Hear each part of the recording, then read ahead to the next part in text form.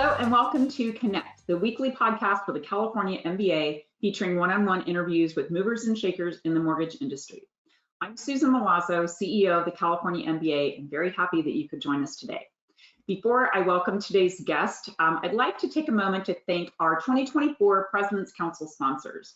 These are companies that provide a tremendous amount of financial support for the California MBA, in large part so that we can continue to be that strong voice for the real estate finance industry before the California State Legislature and our regulators. So please help me in thanking our 2024 President's Council sponsors, and those companies are AmeriHome, CMG Financial, Consolidated Analytics, Funding Shield, Guild Mortgage, and Western Alliance Bank. Thank you all so much for your support here in 2024. And with that, I turn to today's guest. I'd like to welcome back Josh Friend, CEO from Insellerate. Josh, welcome.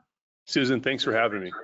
I think you and I have done this several times. I always love having you on Connect. Anytime we talk, you always got something new going on in your work life, and I'm always fascinated by that. But you know, one of the things that I've always admired about you is that you have very successful, tech company, but you are a mortgage banker. You have come from the mortgage banking side. So we're at the start of a new year. Why don't we start off with just your overall views on the mortgage market for 2024? Yeah, I mean, I think 2024, I want to say the slogan is make more in 24. And I think it's going to be a better year. And there's a couple of things. There's the natural less competition. So the market and dollar will go farther.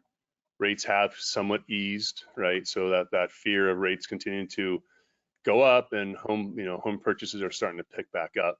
So I think there's, opportunity there and there's growth in there for companies. So really just, it's going to be, though, a year of hyper efficiency. I think you're going to see two camps of lenders this year. You're going to see some lenders that actually really start taking market share and really increasing their profitability. And then you're going to see a camp of lenders who start to see their market share go away because they didn't really maybe do the right things and didn't get more efficient and didn't change how they're approaching business.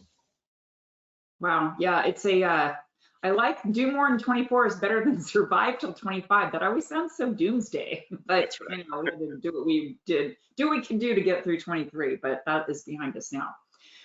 So recently, and I say this within the last, probably 6 months, I've heard you give a fascinating presentation on artificial intelligence. So can you talk to us about what lenders should be thinking about regarding AI this year? Number one is you have to get a policy of how you're going to adopt AI, where you're going to adopt it, how you're going to adopt it, and how you're going to use it within your organization.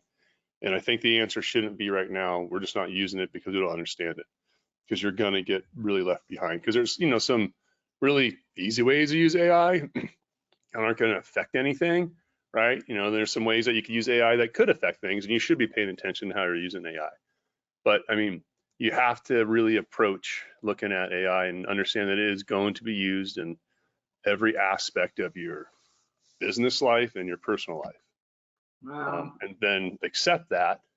And then once you realize that, then you have to accept, just like with the internet, and the phone. I remember years ago, so AI is this whole thing about security and data and who knows what there's all these different things. I remember years ago, I was in the cell phone industry, or wireless internet rather. So I built some wireless internet stuff in the early 2000s and for a brief time. And people didn't want to carry around GPS in their phone because they were like, I don't want to let people know where I'm at. So someone sold a battery, you could push a button and it would send the signal and say, here's where you're at. But at the time, people were like, I don't want this GPS in my phone. That's crazy. I mean, right now, it's like, yeah, I want it everywhere because I want to get in my car and it tells me it's 13 minutes to drive home and I should take this street versus that street. And I'm looking for something to eat and here's restaurants all around me. So it's just like a change of, it's going to be one of those things. You'll use AI. It's going to make your life extremely convenient, and what you're doing within your mortgage company, you can make it, we're doing a lot of stuff with AI right now. And I can tell you the speed at which we can develop with AI and the things we can touch with it, it's profound. So, I mean, it's something that I think that lenders should really need to be able to say, I need to adopt AI in 2024, and where can I put this in my technology and my daily routines? That's definitely a fascinating development in the mortgage industry, in every industry, really. Like you say, it's going to touch all of our, or is already touching all aspects of our life. So we've just come off, or a rough year. 2023 was pretty rough for anybody in the mortgage business. So what's in store for Insellerate in 2024? Yeah, so I mean, we really over the last, say 3 or 4 years, started really focusing in on how do we wow the retail loan officer, right? We came out and we originally were really built around consumer direct and how do we manage and move massive amounts of data, which has really helped serve us in what we've built foundationally. We built a foundational CRM. But in 2024, I'm really excited. We have a new UI that is launching. Actually, it's already in beta with a few customers right now. And it'll be out at the end of the month for the rest of our customers. So really excited about this new user interface. Took a lot of feedback, a lot of interactions with loan officers, kind of look and feel, understand how to better use the platform. We also have a lot of AI projects we're working on right now. And so we have several things that we're doing AI already within the platform, and we have things from phone call review to lead distribution with machine learning and algorithmic, figuring out where there's deals, where there's not deals, all those different types of things that you can use AI machine learning to do. So you'll see some projects, and we're working on pilots with lenders right now, which is I'm excited about. And it just kind of that's why we're excited about AI. It's really where do you want to use it within the organization, and how do you use it? So we're playing around with that a lot with our platform. We have access to all the data.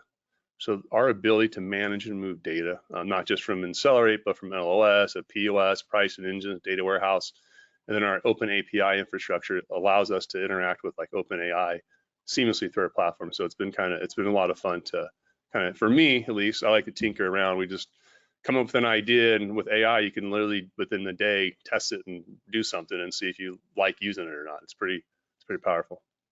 That's pretty exciting. Congratulations. Look forward to hearing more about what Insellerate will be rolling out this year. So, you and I have known each other now for several years. I know that you've had great success in the mortgage banking industry and other industries, and I know you are a great leader. And it's one thing to be a good leader during when times are good, when your market is good, but it's different to be a strong leader when there are some challenging times like we've seen recently in the end of 22 and through 23. So what are some of the leadership values that can help companies navigate through tough times?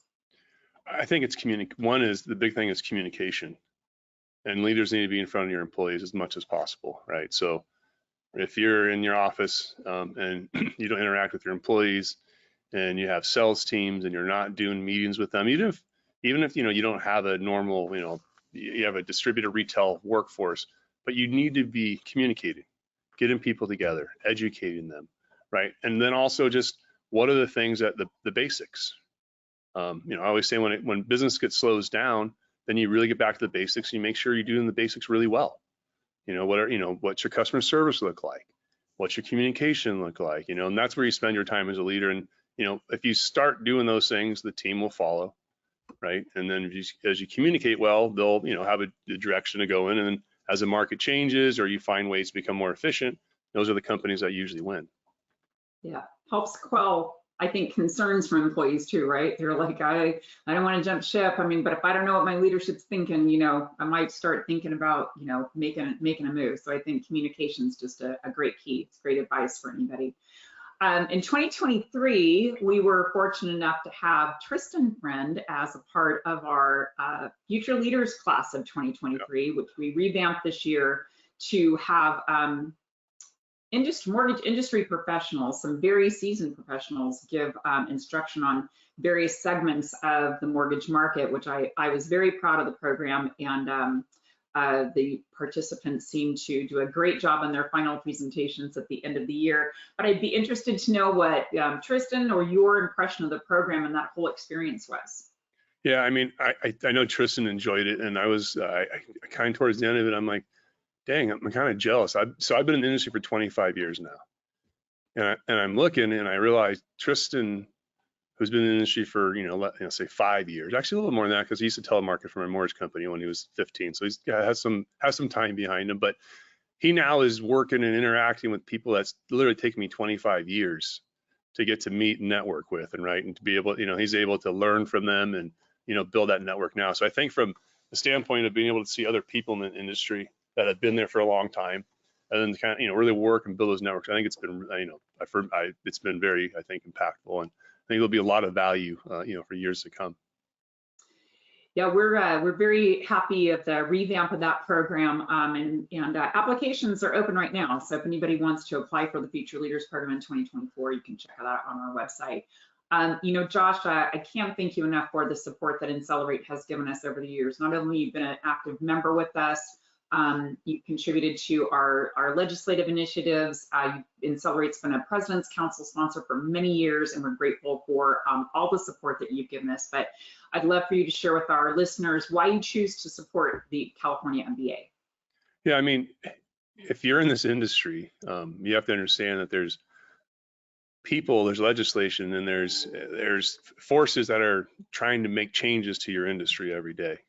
And, I think they're all trying to do something for good, but good can look a lot of different ways, and people don't understand our industry, right? So people can come in and say, oh, it should look this way. And in reality, that could cost borrowers thousands of dollars more, or make it more difficult, not help actually anybody, make it more difficult to get loans. So we need people, we need representation from within our industry that knows, how things work, so we can actually have a voice. And obviously California, I'm from California.